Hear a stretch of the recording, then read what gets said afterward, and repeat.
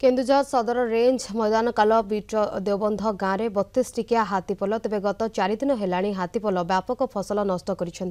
School पाचेरी भांगी देथिबा अभियोग कर गाँ लोके तेज हाथीपल देवबंध निकटस्थ जंगल में थिबा बेले वन विभाग कर्मचारी सेमानकर गतिविधि उपर नजर रखिछन्ति। 32 टिकिया हाथीपल 13टी दंता हाथी 12टी माई हाथी 7टी छुआ हाथी अछन्ति। वन विभाग पक्षर हाथीपल पाखक न जिबाकु लोकंकु बारण करा जायछि। धान फसल क्षति होइतिबा चाषींकर एकर पिछा सरकार पक्षर 20,000 टंका दियाजिबो बोली सूचना दैछन्ति वन विभाग अधिकारी।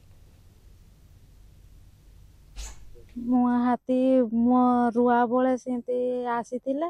पुणी ना थरे मोर फुटिला बेले आसिले केते कष्ट करके नगैथिलु इना सब मो किस करदेलेनी खाइदेलेनी आउ 30 टिकिया हाथी आसिकी आमर एठार उपद्रवता जोर बढ़ाई एवं तली रुआ कम सरीगला चकड़ा पोक भी नष्ट कर धान अमल करने समय भी आसिक व्यापक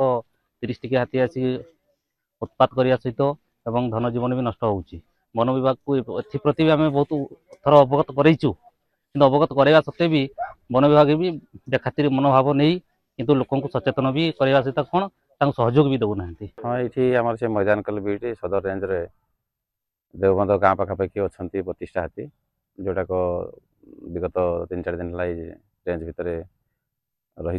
बर्तमान तो धान फसल खेती कर तेणु तार कंपेनसेसन सरकार तरफ एकर को 20,000 टंका अच्छी तेणु ताकू तुरंत केमती से लोक मैंने पाइपर सहायता राशि तार व्यवस्था कराऊँगी आमर डीएफ सार से पूरा सजग अच्छा।